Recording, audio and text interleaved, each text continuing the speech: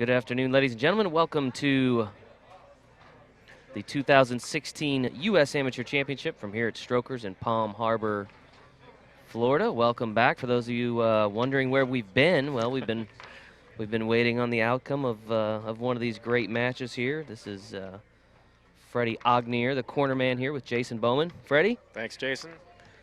Pleasure to be here. Got a great matchup for you here on the streaming table. I believe both of them have actually been on here before. Fernando Vaca set to break. The deliberate The Fernando Vaca. Yes. Fernando's just coming out of a 3-hour match, folks. So if you wonder where we've been waiting for the outcome there. Strategic matchup there.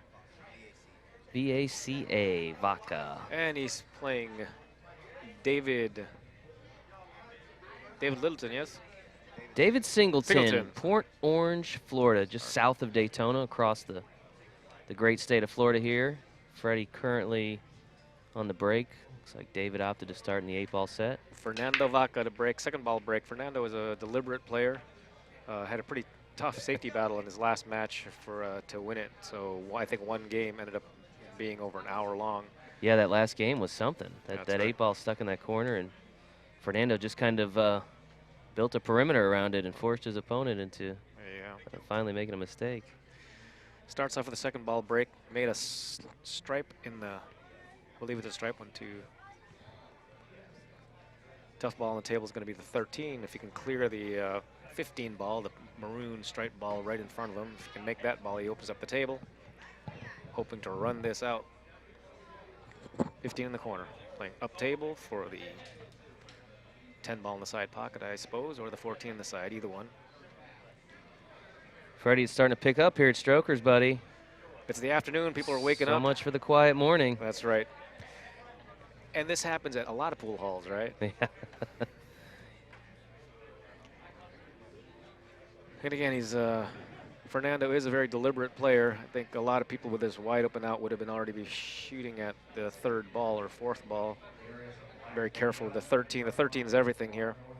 Fernando from Gaithersburg, Maryland. I guess near, just outside Washington, D.C.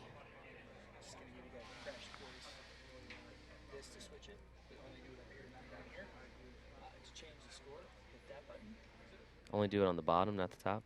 Well, this bottom here is preview, and this is program. So Gotcha. This is live, this is preview. So like you can switch it like that with the auto button. And then you hit that little gear icon, and that's how you change the score. You just type it in, and then click off of it, and you need to bring the score up, and you do that. Gotcha. We're getting a crash course in equipment back here, folks. Freddie, I hope you caught all that. I know you're a mechanical engineer. So, yeah, I catch none of it. You know, it's one of those cases where the less I know, the less I can get in trouble for. I've got enough trouble opening up my mouth. I don't have to use my hands, too.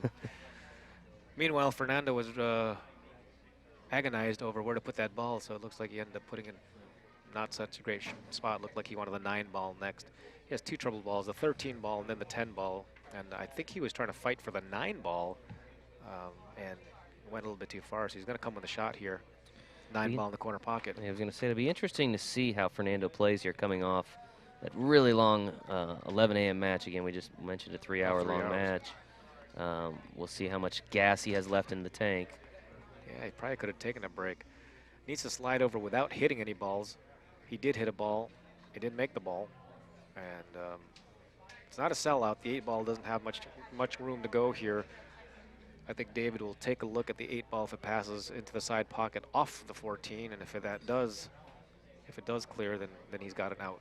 I know we had some folks asking about the outcome of the Brian Parks, Brett Stottlemyre match. Brian has won that match, and will move on to face the winner of this match. So he's going to have a little time off. Hopefully not time to cool off, maybe just grab a bite to eat and both Brian scout his opponents here. Both Brian and Brett looked pretty strong in that match. Unfortunately for both of them, there was on the B side. Pretty loose shot there from David. His first shot of his match for them for this table today, and chunked it into the rail. See if Fernando can gather himself here, because he's been given a gift. It's going to be interesting. These player styles, obviously, we talked about Fernando, very deliberate. David, David, more of a shooter, more of a quick guy, right? David is pretty deliberate also. Yeah. He plays pretty patiently. Oh, he just barely crawled that ball in there, and you see overcut it, and I think he actually wanted to get up table. The 10 ball is still going to be an issue for him. Have a question here about Daniel Gamble. Yes, Daniel won his Hill match against David Singleton. That's why you're seeing David here. Daniel will square off against. Daniel's still on the winner's side. Yeah, Daniel's undefeated and is going to play. Let's see here.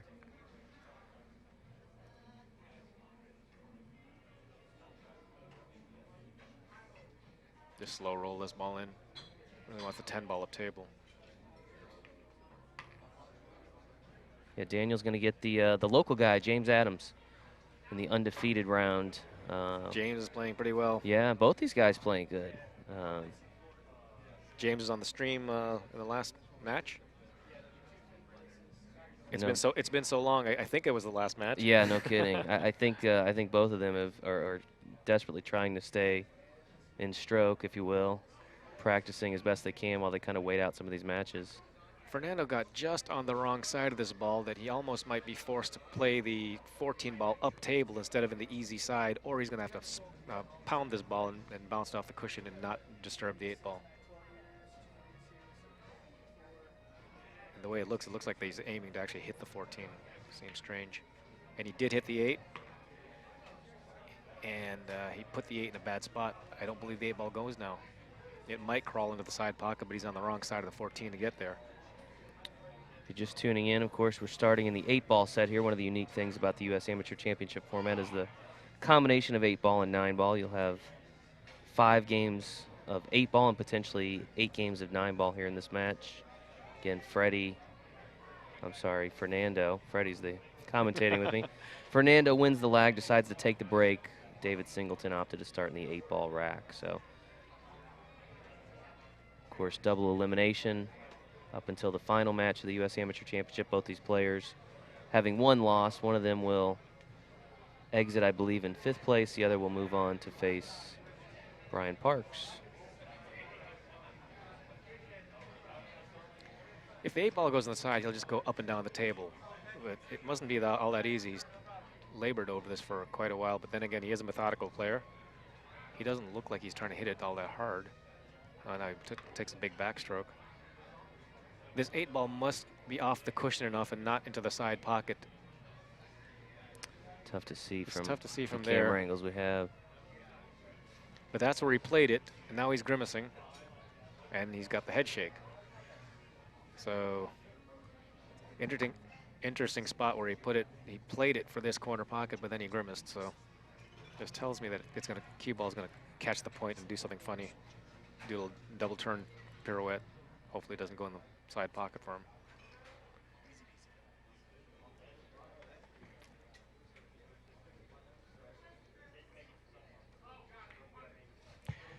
And he's made it. He had the Allen Hopkins style follow through on that one. Fernando takes a early 1-0 lead in this race to 7. David had a gift run out there and he chunked the first ball. Probably looking ahead. 1-0. Remind you folks back home, those that are interested in participating in the U.S. Amateur Championship next year, go to our website at poolplayers.com. You can give us your name and your email address, and when that entry window opens in April, we'll make sure we get a hold of you and let you know. So, great event. Been a great last several days here in Palm Harbor. The weather couldn't have been better. Just north of Tampa, Palm Harbor is. Absolutely beautiful here this week. As it normally is. Yeah. No complaints about this area of the country. This has been about the 5th or 6th year that that this event has been here. Yeah, 2009 was our first year down here. Oh, it's been of course, many more years. Yeah, 7 years, I guess. I believe this is a dry break. Every ball is in the same quadrant. Well, not quite, but this is one of those second ball break layouts, and got to just pick the right ball and pick through it. A lot of people might think that this is going to be some kind of strategic game, but it feels to me that if David makes the 2 ball, he's going to go for the run out all the way, get him the 4 ball somehow, and that'll get to the one, and that's the riddle to solve in this rack. Yeah. Looks like a back and forth, trying to get to the 4-ball. And if doesn't have the 4-ball, he's got 3 balls and as insurance. It looks like he came Whew. up dead perfect. Yeah. Not a lot of room to work with, but he's. If this like he's 4-ball right where he needs to goes, be. which I believe it does, somehow he needs to stop the 4-ball. It looks like he's perfect. You could have, if you had ball in hand, this is the line you'd shoot.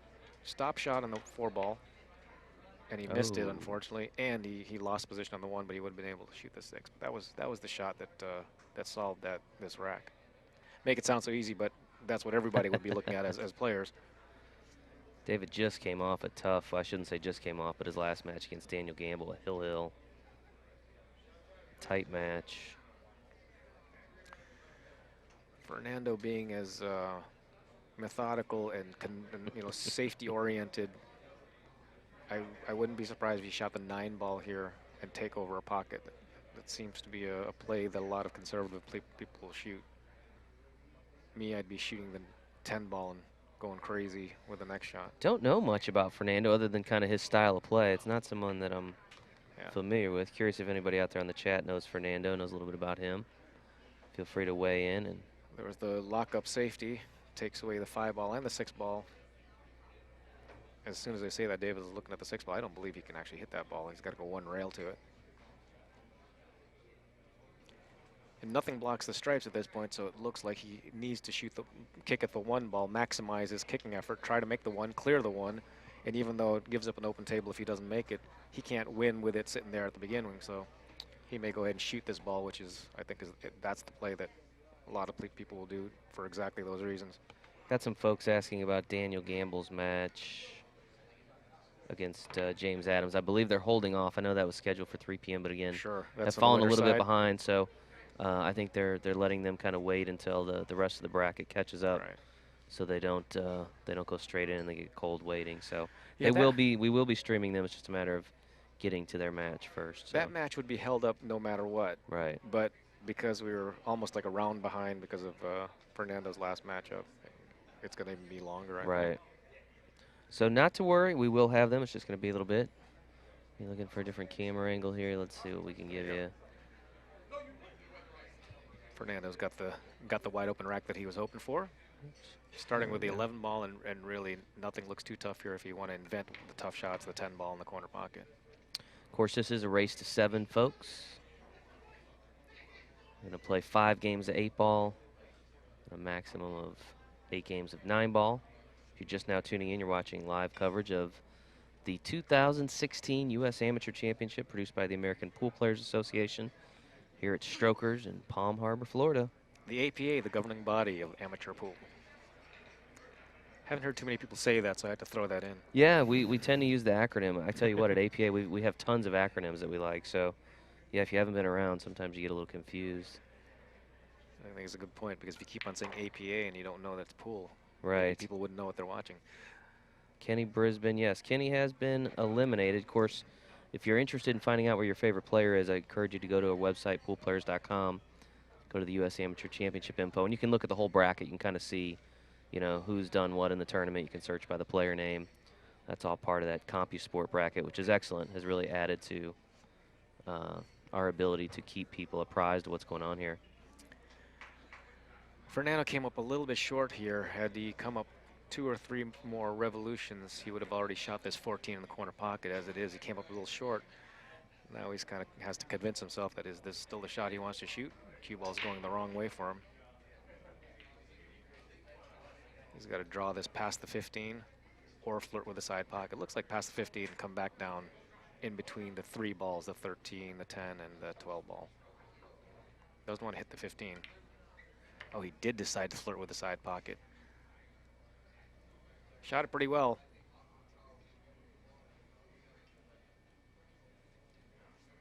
And I think as most 8-ball players would look at this, the 8-ball looks like it has to go in the side pocket, with the 10-ball being the key ball, the last ball before the 10-ball. I notice Fernando uses that, what is that, a Q sleeve? What do they call that thing he's got on the end there? I know what it is. I'll come up with it in a second, but it's some sort of sleeve, bridge yeah, sleeve. Yeah, it's basically, it's a sleeve that kind of helps with the stroke, you know. eliminates that friction that you might use powder or something for, right? I used to play a tournament, and one of the top players there, actually used a napkin. He just changed out his napkin once in a while. Yeah, well, whatever works, I guess. I guess I could never do it because my hands would sweat, and therefore I'd be, you know, taking up the entire napkin stock. Yeah, I don't know that I've seen anyone else here other than Fernando use that. I think a Q sleeve is what that's Q called, right? sleeve, I think Q so. sleeve. There's a never-ending supply of different revolutionary billiard products out there that Right. try to alter the game in some way. So the Q sleeve is one of the newer ones, I guess. And Fernando seems comfortable with it. He's come up a little short again here, and now he's jacked up over a ball, and with a little bit of an angle, he's going to have to come with a shot because he wanted to be holding the shot for the 10 ball.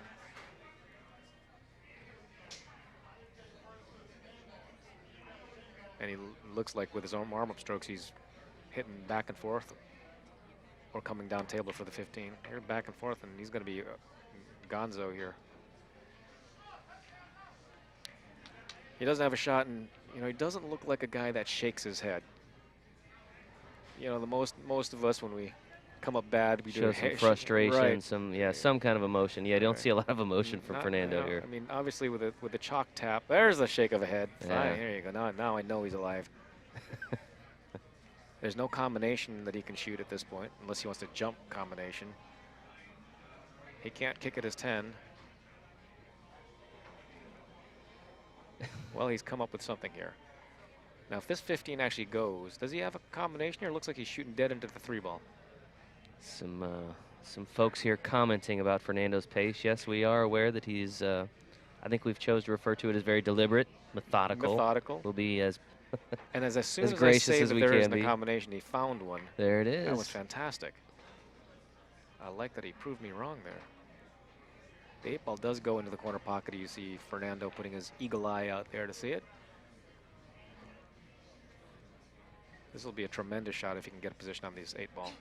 It goes in a couple of different pockets, but with the 7 sitting right there, it's awfully tight to get anywhere. And the 5-6 are in his way to go just jetting forward. I think if he goes straight forward, he's going to flirt with the corner pocket. But he's come through in the last couple of shots, so this is why he's still here.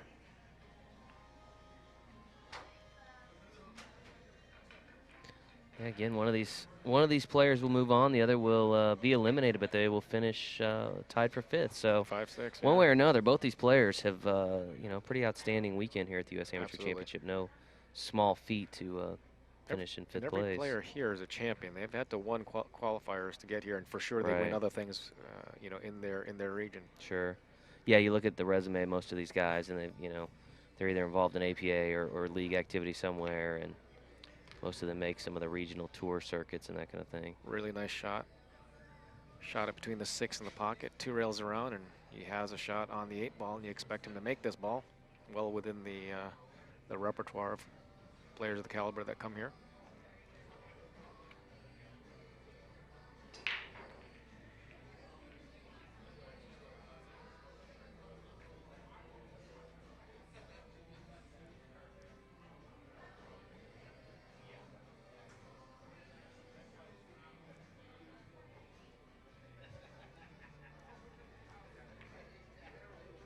And he's made it. Slow and steady wins the game there for so. Fernando. He's now up 2-0. 2-0. You know, his style of game can throw a lot of people off. He's got a couple things going on that would completely get people out of stroke. One is the pace of his. He's very deliberate, and I do not fault him for that. That's the way he plays. The other part is the Q sleeve. Yeah. If most of us play against somebody with a Q sleeve and that slow, it almost looks like he doesn't know what he's doing, and yet he's running out.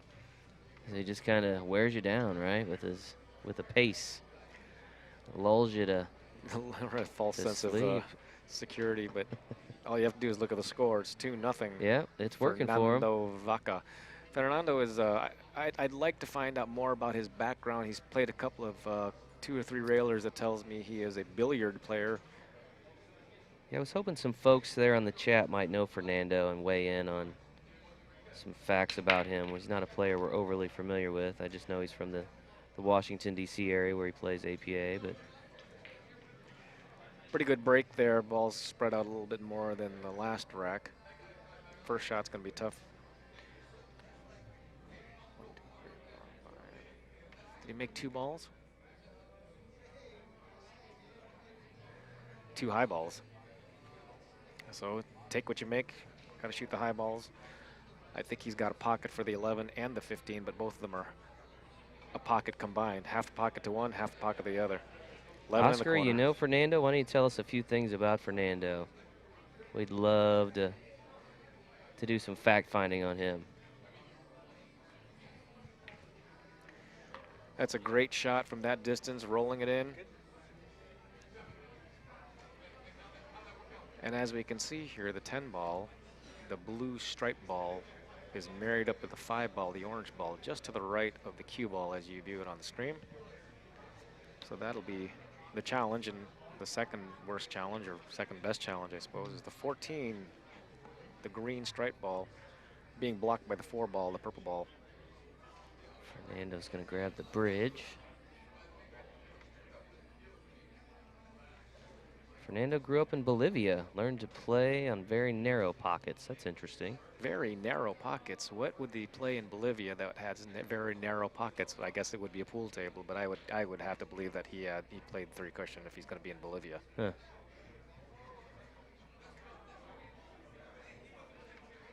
Any of the countries that were empirically dominated by France or Spain would have billiard tables, non-pocketed billiard tables, and any of the countries that were imperially dominated by England would have pocketed tables. Well, that's interesting. Very good shot there to get on the 14. But again, the 10 ball is the toughest ball on the table. He might be able to break that out here. And I would say surely to goodness he's not going to be playing for a 10-12 combination, but he's already fooled me about 6 times. He plays a little bit different patterns. Yeah, I'd love to know his track record here at the U.S. Amateur Championship. Again, I'm not sure that he's ever qualified. I don't remember his name coming up the last few times. Very I've been unfamiliar to down me. here. He actually has an angle here to just play this ball and bump into the 5, but he's in danger of getting trapped on those balls. He is slow and steady, but he's been steady. I mean, even this rack here, his first shot was a slow roll on the 11 ball, full length of the table with a quarter ball cut to a half of a pocket, or at least not a full pocket. Drilled it.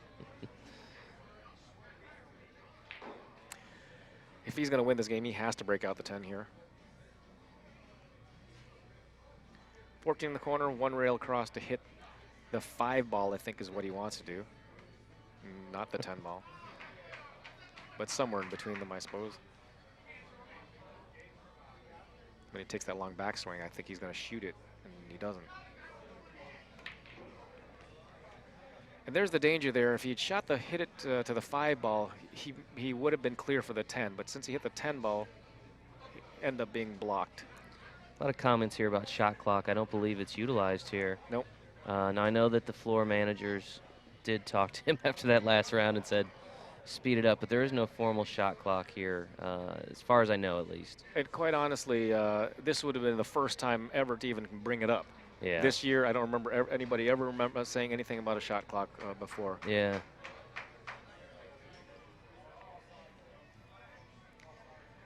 Well, he got blocked with this 5 ball. He could see the 10. I guess he's playing a combination. He really has to. I think he realizes he's left a wide open rack here and he's got to do something. And he's a good shot maker that he's probably 50-50 to make this. And the 1 ball made the pocket big. It goes. It would have gone in any rule set. It would have been legal in any rule set. You know, between his early lead and his pace of play, I feel like we've hardly seen David at all. I wonder how he's doing over there. He's just kind of waiting and waiting and waiting. I know exactly what's happened with David. He's probably taken a nap and should be well rested by the time he gets to the table. That's got to be We're just kidding challenging. around there. I mean, you know, this is a case where we've got a methodical player, and the thing is, he's getting through these racks. Yeah. Right? If he was methodical and missing, then that'd be a different conversation. He's already come up with a couple shots like this. He's going to hit this 10 with a little bit of draw and go 3 rails around, 8 ball in the corner pocket. like to see his elbow, see if it stays dead still. On the warm-up strokes, it did. Yeah, pretty good mechanics there. Perfect shot. Excellent. Nicely done. That was really excellent. If we had a good shot at his mechanics, his head was still, elbow dead still, and even well after he struck that ball, freezing there, knowing full well he made it. The Q sleeve is working. Somebody's got to tell us if that really is what it's called. Yeah, I'm pretty sure I think it's a Q sleeve. Maybe the chat folks can weigh in on that. Could be just his This dish is rag for that he just this is kinda put Fernando together. shooting currently, pocketing the 8-ball. So he's showing no ill effects from the marathon match he just came off of. Again, he's now up 3-0 on David 3-0. Singleton. So I mean, he is off to a sprint here. Sprinting away. yeah, David will rack once again. Prepare for our 4th game in the 8-ball set again. 5 games of 8-ball, potentially 8 games of 9-ball. And that was a break and run. He made 2 stripes in the break. Ran right through them. Solved his problem. Got a little lucky on that combination. In fact, he got a lot lucky, but he shot at a combination that had a big pocket and got out. That's the big key. Second ball break again. Some folks, Freddie, that enjoyed your classifying this as a sprint for Fernando. That's right. Made a ball, and this is probably his best break yet. Oh, we are. Just informed by Bill Tufts, director of tournament productions, Fernando is now on a shot clock. So apparently that was something they had discussed prior to the match with Fernando. And based on, again, the pace of play, they feel it's necessary to keep this tournament moving. Of course, Yeah, we don't final want this, day of competition. Right. We don't want this tournament to end at 2 in the morning or something like that when it didn't have to. Looking to sneak this 13 past the 10. This is actually a pretty touchy shot, but if he makes it, it looks like the game winner. Oh, he played the combination. Right at the last moment, it looks like he shifted his hands. I'll have to see if I can't get with Bill to get a little more information on what the shot clock time would be and what the penalty that would be enforced there would be. But I believe it would be ball in hand foul. Yeah, I mean, So what do you do there? Because it's not like this is set up for shot clock. It's not a. You don't have a timer out there where people are can see it, and there isn't a referee that calls out 10 seconds. So good to find out. Meanwhile, David's at the table with his. He had a good opportunity before and missed the first shot. He's got another opportunity with the 7-ball, the maroon 7-ball that's just underneath his shoulder, now coming into view, being blocked by the 13 and 10 in the bottom right corner, so he has to get there. Of course, he can get to the 7 from the 4-ball or the 1-ball, but there happens to be a 3-ball up table. Let's see if we can't get Bill over here to get some details on the situation with the shot clock. Well, he's come up with a shot to be able to shoot the 3-ball, which could be what blocks the 7-ball, but now he's going to come down table. Just one rail across. One rail across just below the side pocket should get him on a straight shot in the 4-ball.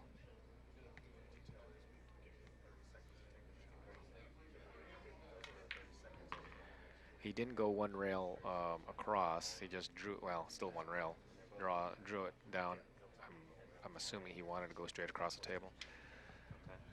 And the wag of his head tells me that it wasn't quite the path he was looking for, but he's come up pretty good.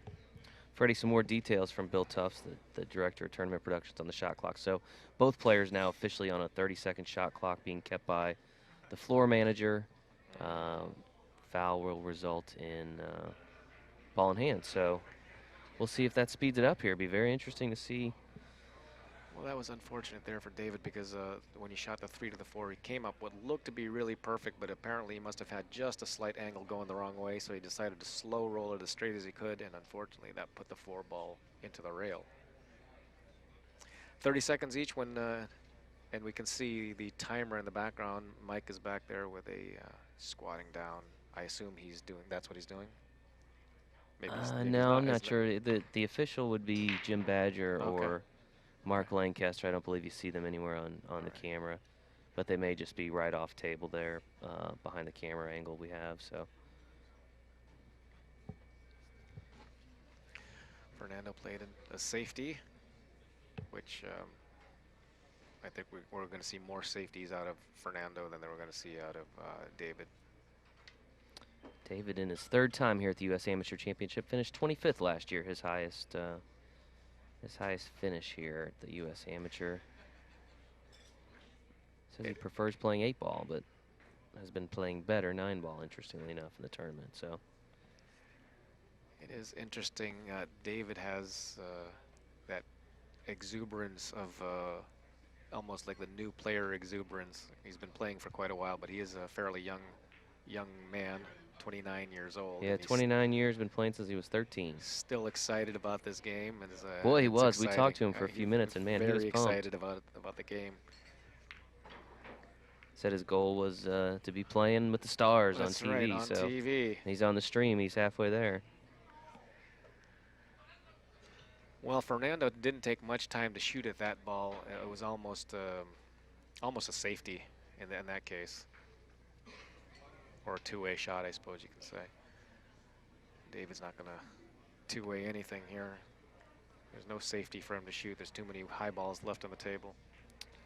Again, some more questions about the shot clock. That's correct. Both players now on a 30-second shot clock as a result of some slow play. 30 seconds is an awfully short amount of time in 8-ball. The game is a little more cerebral than 9-ball, so it'd be something to see whether or not that's going to become an issue for sure. I can't tell if he's banking. He is banking.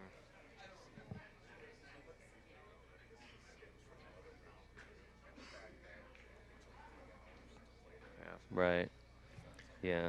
Yeah, we definitely need the time shot clock on this to keep the tournament going. Right. Yeah. Bill providing as much insight as he can on the shot clock situation, but really a result not just of what you've seen in the early part of this match, but the last match. Again, rounds generally here are assigned a 2-hour time limit.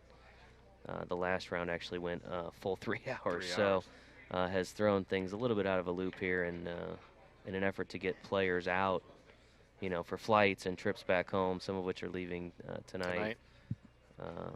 Felt it necessary to put, and again, both players on the shot clock, so it's not just one player where this is being imposed. It's both ways. So.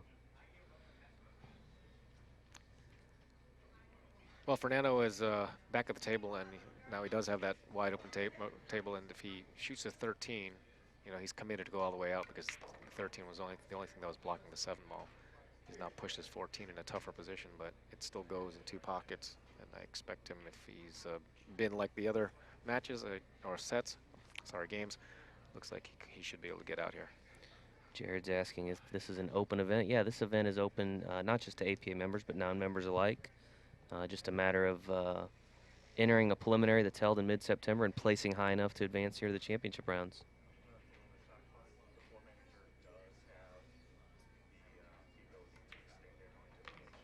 Okay. Good to know. So yeah, there were some questions about, you know, what about difficult shots? Is there an extension? Floor manager here will have the discretion on a more challenging shot to give them an additional extension. So again, just trying to keep this match moving so we can keep the tournament moving. Well, this shot here looks like the game winner. Slightly off angle into the side pocket. Side pocket becomes very small here. He's got to be able to get this forward and get position. And he's done it. Yeah, again, folks, this is not the final match. This is actually the match to decide who will finish in 5th place and who will move on. I believe we have three rounds after this round concludes.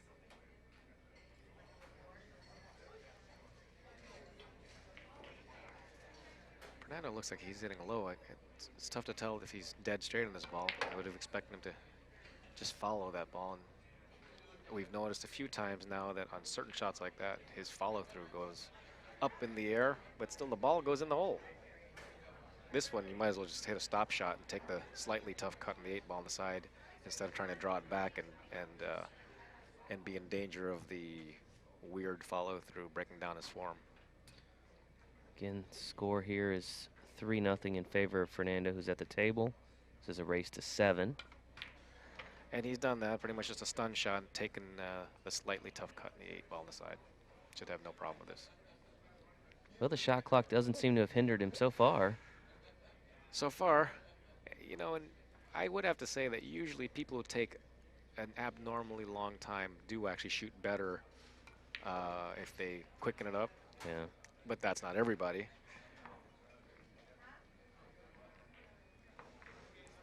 I think as we watch him, there are going to be 100 people on the stream that will talk about who's slower, right?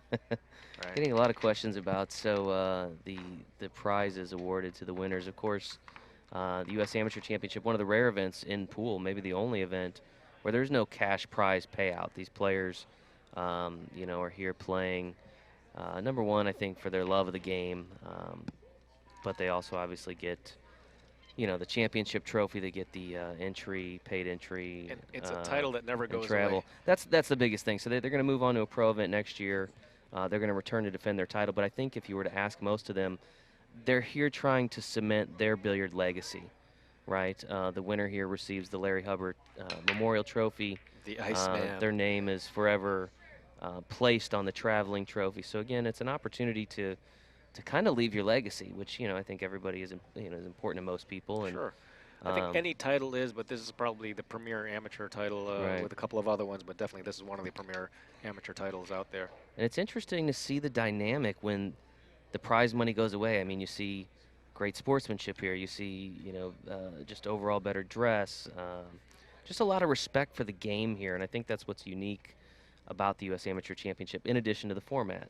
Again, Right. we've talked a lot about the format, the combination 8-ball and 9-ball. So, Yeah, you're playing for something a little bit more important than money. right now, all the players that qualify for the championship round here in Tampa, they get their hotel accommodations paid Easy. for at the DoubleTree over there on Rocky Point, the island here, right on the bay. Very nice facilities. And for those of you who've never been to Florida and to the Tampa area and Rocky Point, you are missing something. It's So sweet. get yourself It out is here. sweet. The I've, drive over every morning coming across the bay, it's just gorgeous. I lived in this area for 5 years and will always love this area. And I own a house here, so Yeah. always coming back. Well, you've got San Diego on the other coast, so That's you're right. So I got the best of it. yeah, you've traded. You made a fair trade. David tried to break out his one ball, but he didn't really hit it all that hard and just made it even more clustered. And I'm afraid that he's going to put this into a safety style of play because there's nothing for him to do with that one ball, and Fernando doesn't exactly have a hanger to break those balls out either. Someone's going to have to take a chance.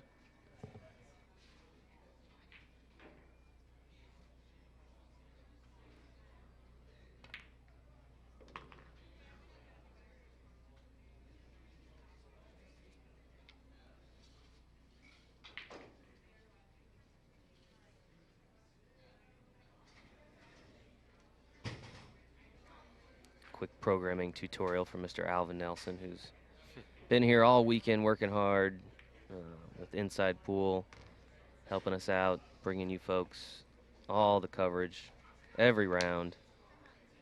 I love what David's done here. He's saying forget about the safety battle on this. It doesn't feel like that's going to be worth it.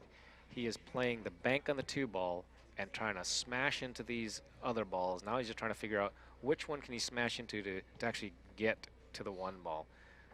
It looks like nothing gets him to the 1-ball, but I think he's just going to rear back and fire. He's looked at the 13, he's looked at the 12, so here comes the bank on the 2, right down to the 12. The world is going crazy here. Hold on. One ball goes Oh, up. boy, he really didn't get a good break here because he did get that 1-ball out. He would have been better off if the 1-ball dropped and he could bank the 8-ball, but right now I don't think he can actually see this, and every ball that exists up there blocks his path. If he could actually get there, negotiate, and hit this 1-ball in, it looks like he's about 70% to be hooked on something and about 80% to be hooked on it badly. Says here, David's 9-ball team, 17th place last year at the APA National Team Nationals, yeah. Championships. Pretty impressive finish. Looks like he's had some previous success, so we'll see how far he can ride that here.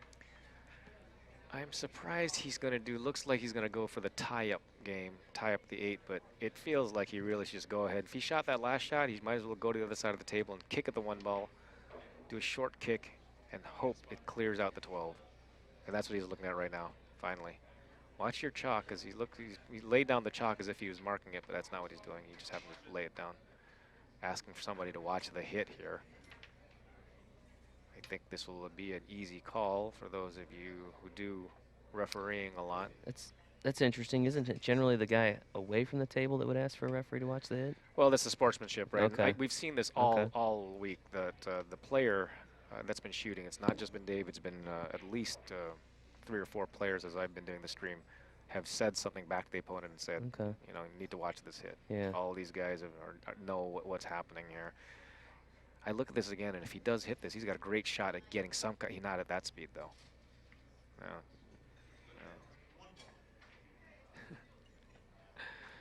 I like that he hit the other ball, and yet he still looked up just to wait for the guy who was making the call to say foul. Of course, that's Mark Lancaster, one of our officials, Mark from the Raleigh, North Carolina APA.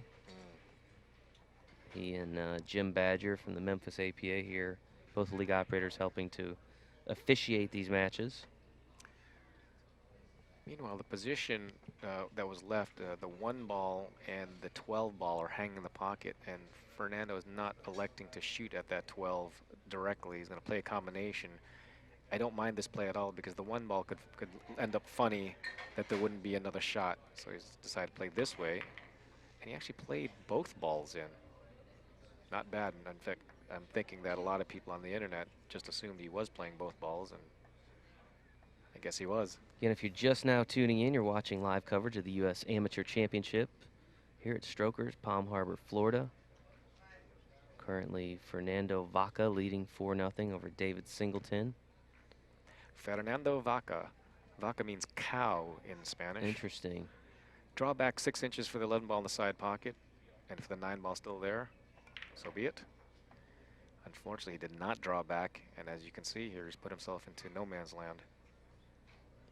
I don't believe that the 10 ball, the blue stripe ball in front of him, goes into the side pocket, but if it does, he'll shoot it now. And I would expect then a safety on the 14 ball, which is up table. I don't believe he's going to play this 2 ways because he doesn't want to be faced with a long shot to shoot back at the table. Banking the 14 to the other corner pocket and playing safe. I don't think he wants us to go in. He didn't hit it with the speed to go in. My good friend Jen Miller and the folks of the River Valley APA tuning in. Good to see them. Rob and Jen, Dan up there. Had the chance to be up there in March. A lot of good APA, a lot of fun APA members up there. So glad they're watching. David Singleton at the table here. Dave's going to kick 1 rail using some kind of dissecting angle system. Oh, if he stares at this long enough, it looks like he can see some paint. Some folks asking about Brian Parks. Brian is still Still alive in. and well in this year's championship. He does have 1 loss. He's on the B side, the west side. He will be playing the winner of this game.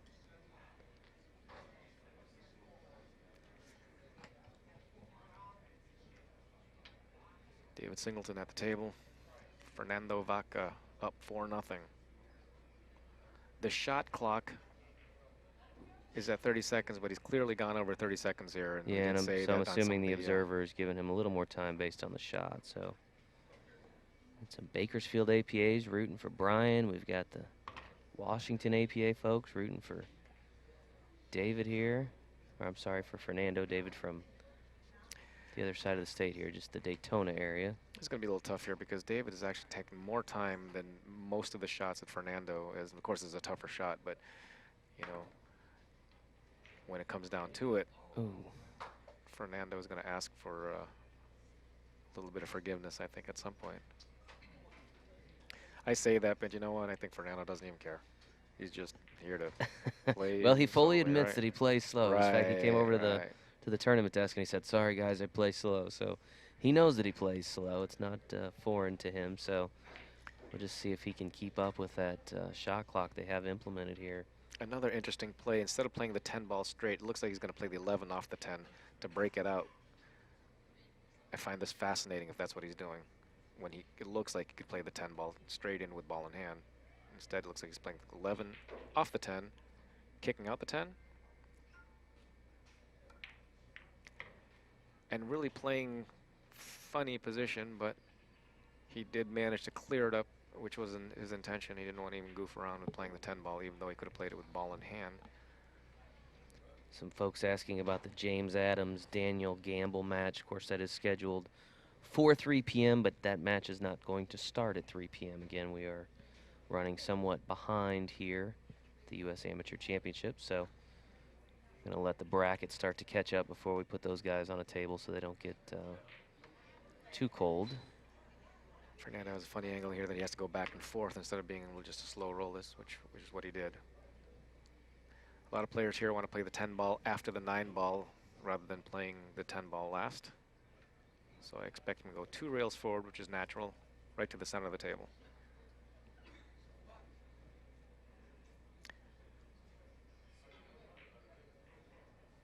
I'm about to say there's no way he shoots the 15, but he's fooled me so many times.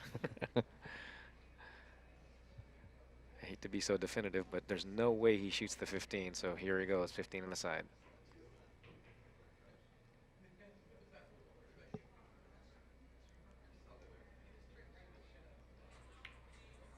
Short. Oh my. Gets it to go. It went in off the inside point. Well, I'd love to see that shot again. You know, on the table next to it, there's a diamond table. If that had been that table, no wouldn't have been as fortuitous. gracious, huh? That's right. 1 rail down. He's hitting with high as if, oh, he's spinning it. A lot of spin there, but didn't feel like he needed to. He's almost in the same angle as he was shooting from before, and he didn't go 2 rails forward with it. Is he going to go 2 rails forward with it now?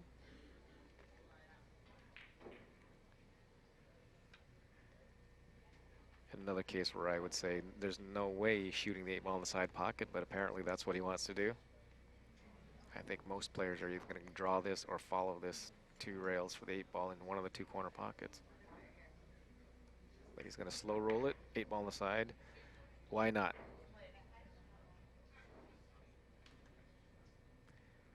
And if he makes this ball, he has shut out David Singleton in the 8 ball, and they'll be off to the 9 ball.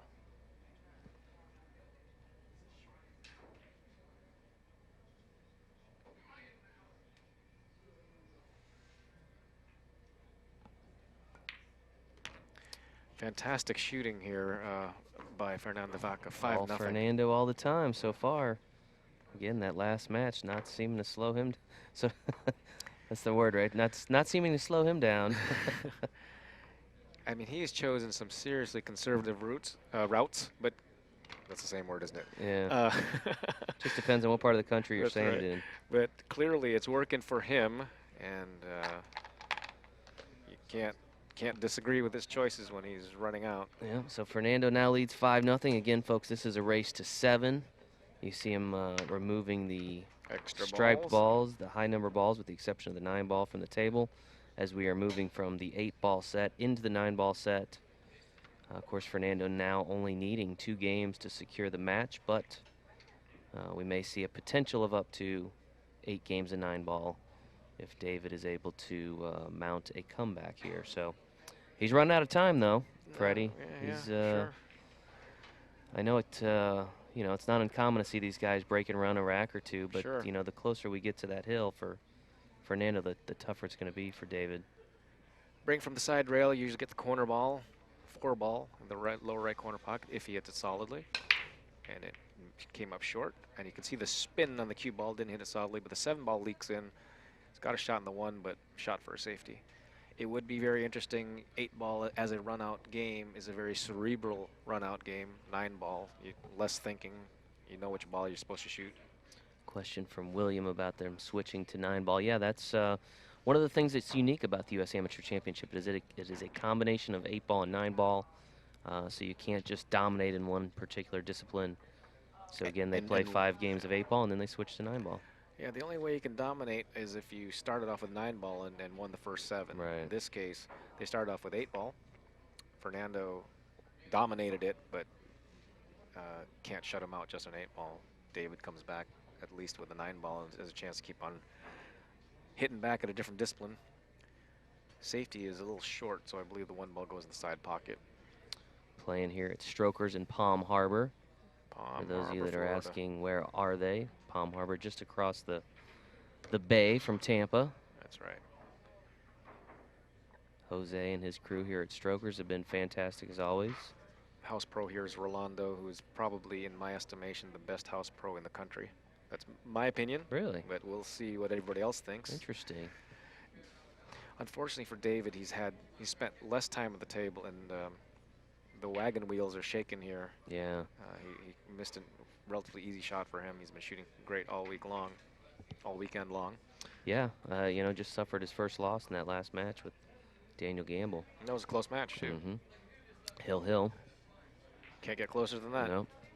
He mounted a tremendous comeback on his last time he was at the streaming table. He was down 5-0 to begin with also, and won the next 6. Okay, so maybe he's just getting Fernando where he wants him. Exactly. Yeah, you know, some people are good from behind, but I like to think most people would like to yeah, do their running from the lead. What I like about Fernando's pace is that it's not going to break down. It's already down. Yeah.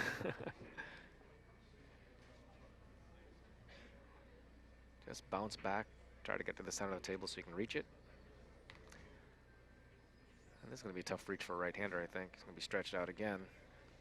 And when you're stretched out, it's tougher to get the good stroke on the ball. In this case, he needs to pop it 2 rails around or draw it, but it looks like drawing it would get him kind of going the wrong way. He may go forward here 2 rails. Yeah, he's going forward 2 rails. Smack this hard. 5 in the side pocket, I think. There it is. 2 rails around, and if it doesn't get on the rail, probably stop shot here.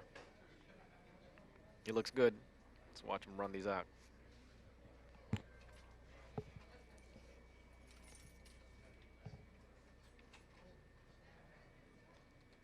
can see David in the background just hoping. He's Hoping and waiting. That's right. That's all you can do sometimes. It's in the chair.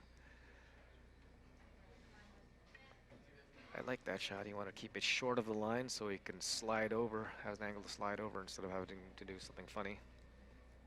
Yeah, so it looks like barring a big mistake by Freddie, he's going to go on the hill here. Fernando. I keep saying Freddie and Fernando. Like Freddie Agner, your host here, along with Jason Bowman, at the table. Don't get Fernando straight. Vaca.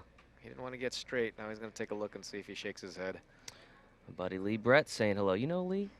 I know Lee Brett? I know him, but you know, other than knowing who he is, we're not friends I know or he was acquaintances or anything like that. But of course, he was I know down who in Lee Southern is. California for a while. He's now in Ohio, but we've been doing some instructional videos and things with him. So glad you're tuning in, Lee. Lee is a very good instructor, Yeah. especially for pool players, because you know, I think he's got the pool player mentality with the snooker style of mechanics. Yeah. He's overdrawn this ball. Oh, that died there. And certainly looked like he overdrew it as much as he smacked it. Maybe he used a little touch of inside to kill it. But he did put his hand up like he overstroked it, or came up a little bit different than what he was doing. 9-ball here to get on the hill.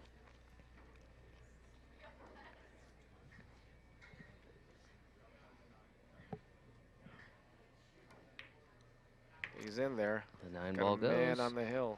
His mechanics are pretty good. I mean, really good. And it's only broken down a couple of shots that I've seen. A couple of deep draw shots. But And the we rest really of his haven't seen any. mechanic's very good. Haven't seen any ill effects from the shot clock. No, I mean, no. you almost wish we were just going at this pace the last couple rounds. But This match is going to go too quickly now. yeah, yeah. So again, the winner here is going to face off against Brian Parks. The loser will finish tied for 5th place with Brett Stottlemyre, who just finished up about an hour ago against Brian. Strong 5th place performance for him. Brett had a good tournament. He had a tough time on the TV table here, on the streaming table, but on the other tables he looked fantastic. Yeah, you see that sometimes. You know, if a player's not real comfortable with eyeballs on them, sometimes the being on the table is a little intimidating. Well, this streaming table does play differently, and I took a photo of it. The lights are, it's so bright underneath this table compared to all the other ones that it would certainly throw most people off. Yeah. Again, he has a lot of spin on his object ball, and Try on the break. nothing in. Well, it's 6-0 Fernando Vaca. So if David's going to mount the comeback, it starts with this ball. Yes, sir.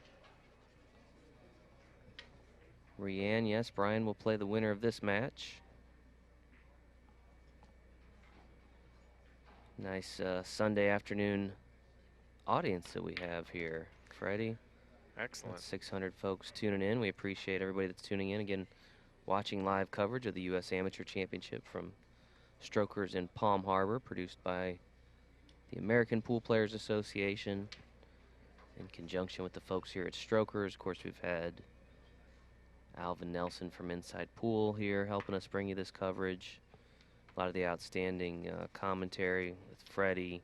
I know Kerry McCullough was here last night, another participant in the event, so we appreciate everybody that gets involved and helps bring you folks the coverage. You know, without these guys, tough to do what we do, so we appreciate all their hard work. Kerry is from the Boston area. He's a New Englander, as I am, or mostly my hometown is in New England, Massachusetts, Greenfield, Massachusetts. David set himself up for this one of these combinations where the 5-ball tends to leak out and end up on the bottom rail. He needs to make sure the cue ball comes across. A little fortunate to get that in, but you know, we got to root for David to get this in and make a match out of this.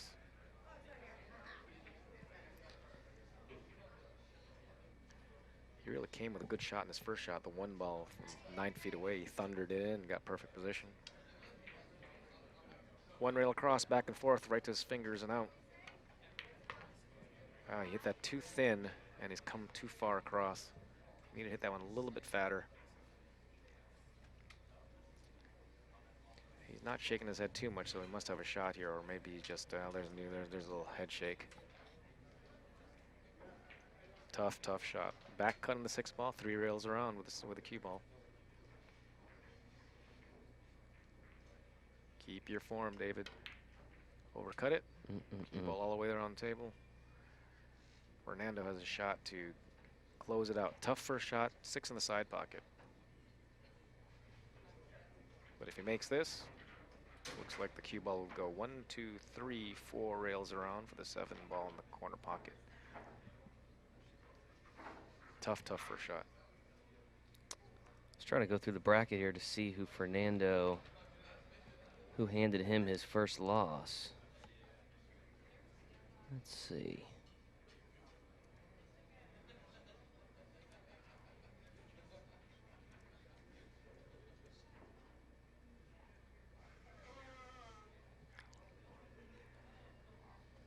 Of course, if you're following He players, decided to play it safe instead of going all the way around the table.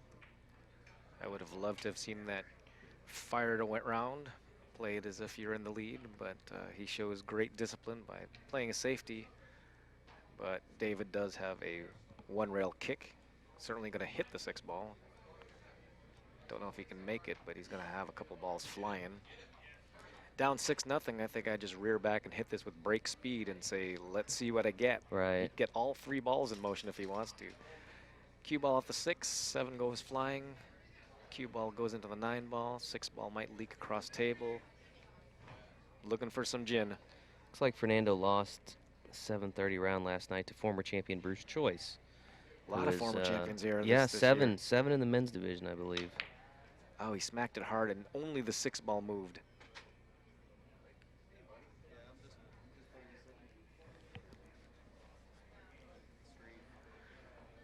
Well, this shot's tougher than the other shot that Fernando passed up at shooting, considering that this one doesn't really lead well to the 7-ball.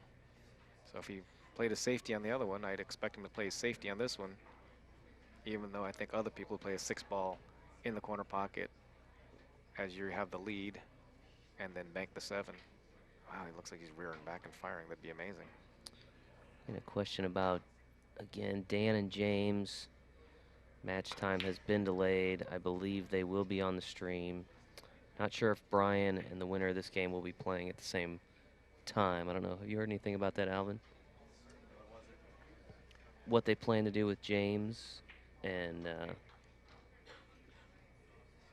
going to see if Alvin can track down that info for you folks while we await the outcome of this match. Meanwhile, Fernando did take the flyer, which is surprising, as that wasn't how he would normally shoot it, and watching games 1 through 6, but he decided that he'd shoot at it, and he laid it up perfect for a hanger out for David Singleton. David decided to brush the side rail just to remind him that he's still playing. Freddie, it sounds like they're going to put Daniel Gamble and James on the stream table next. Brian and the winner of this match will play at the same time. So okay, we will be bringing you the lone undefeateds following this match. Oh, that makes sense. Again, James Adams, Daniel Gamble. Florida versus North Carolina. David on the board. No shutout, no eggs, no bagels. I would have tried to figure out how to put a bacon reference on there, but I missed my opportunity. Our tournament director, Bill Tufts, has been trying to get me to call nice shots pork chop sandwiches for whatever reason. So we're going to do it. He'll be thrilled that we at least worked out the term. We had pork chop sandwiches.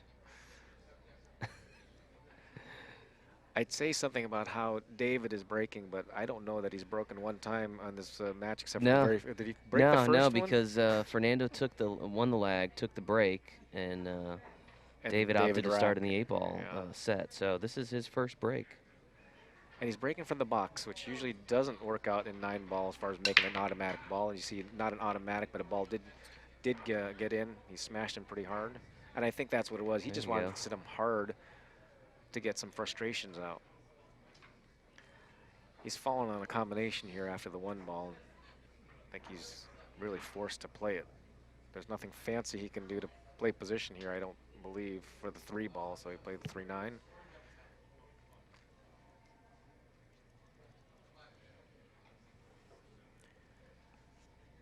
I think he's rolling forward. I think he's trying to figure out whether or not he can just do a stop shot and hold the ball there or go forward. You can see he's hitting high, so he's going forward, try to get back on the same line. And he wants it dead straight, so he just shoots right at the 3 ball and powers in the 9. He likes it. No handshake, no head shake. This is odd. He's right-handed, but he's using his left hand to aim it up. I don't even know what he's looking at. Maybe to tell you he's the truth. ambidextrous, right? Yeah, but no, he's going to shoot. I don't know how the people. Then he looked away. And then he looked away. So if it works, I'm going to do that from now on. 9 ball in the corner pocket and missed it by a mile. Yeah, I can't see how that actually works, but I'm sure he's been doing it for the 20 or so, 15, 18 years that he's been playing.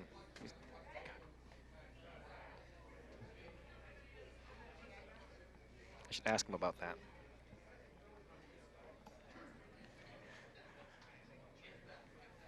Fernando Vaca back at the table here. He's on the hill, so if he gets out here, he'll close out this match. Overcut it. There's no way he can get to the 4 ball like that, and I'm sure that wasn't a safety. But if he made this ball, it would have cut a little less, and maybe he would have been going up towards his 8 ball, but it certainly didn't look like he hit it with a speed that would give him position for the 4 ball. I'd find it hard to believe he was actually trying to play some kind of safety. It looked like he was shooting right at it. Everything looks tough for David. Down 6-1. This was almost straight, so he has to roll it in with a little bit of left-hand English to a ball that he's got straight in on. Now he's again straight, so now he's going to have to cheat the pocket with a little left-hand English. Get to the 5 ball. He's got to get an angle to get up to. This is all, you'd think this is so easy, but of course down 6-1. Getting some questions about these players' handicaps. Of course, there is no handicap used here at the U.S. Amateur Championship. I did speak to David before his match. I know he plays APA in Volusia County, where he has a skill level 7 and 8 ball and 9 and 9 ball. I'm not sure on Fernando, but again, most of the participants in this event are going to be at your top tier in terms of the skill levels. 7s and 9s, maybe a few 6s in some cases, but And certainly an 8-ball, since we saw Fernando, you know, win every game, and he ran out almost every time that he stepped up to the table when it was supposed to be a run out. I would be shocked if he wasn't a 7. Right. But David's fallen short here. As I said, it wasn't really all that easy the way the 3, 4, 5 lay to get up to the 7-ball. And if he makes this, he's not exactly going to be rewarded either unless he flies the cue ball around the table. And it opts for the safe, which is a very smart shot at this stage. Didn't completely block this. Well, he did that. Fernando's going to have to kick this ball. I don't know if Fernando jumps. His rail work has been very good, so I expect him to kick this ball. I can kick this ball right in the pocket. Short kick. Yeah, as soon as they say that, he's reaching for the jump cue.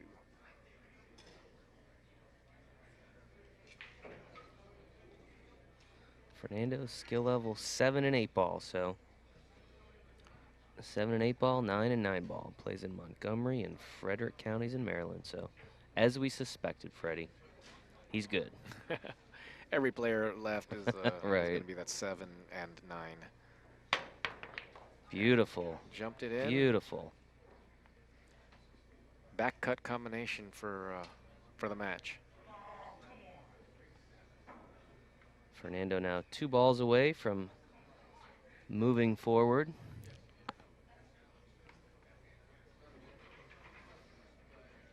Never an easy shot here.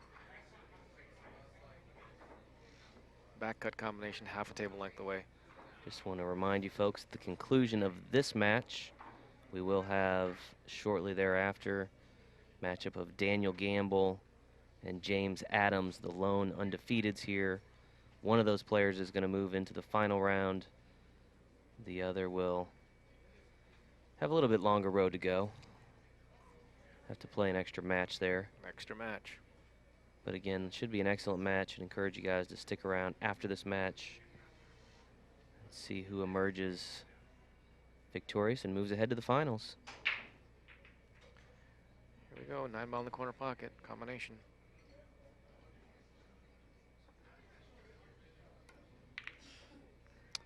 Doesn't go.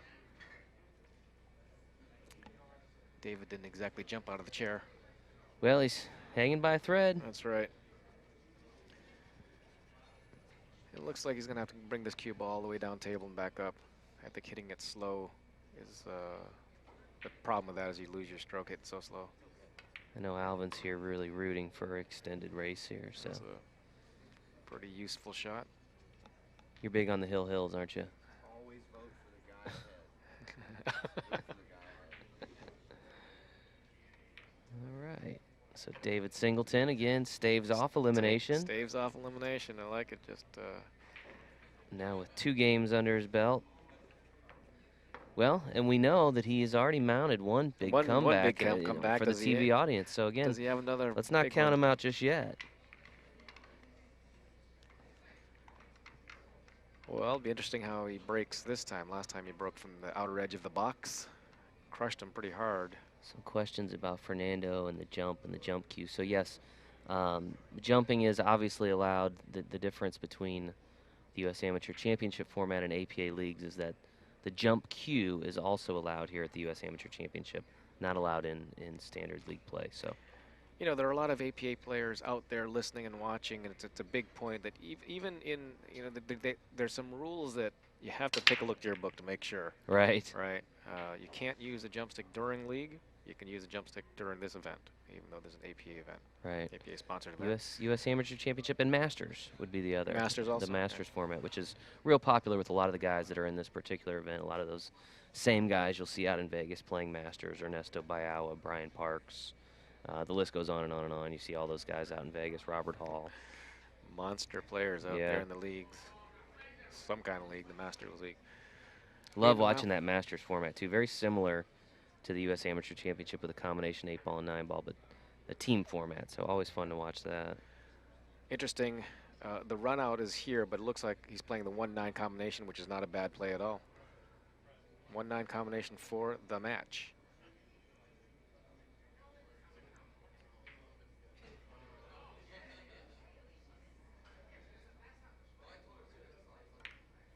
And it's in. Vaca, We Vaca, have a Vaca. winner. Fernando That shot Vaca. deserves a pork Chop chop sandwich. sandwich. There you go, Freddie. You got it in there, buddy. There you 7-2. go. Fernando Vaca moves on. Great tournament for David Singleton. Yeah, David will finish in 5th place. Head back to the Daytona area. Proud of his performance here at the U.S. Amateur Championship.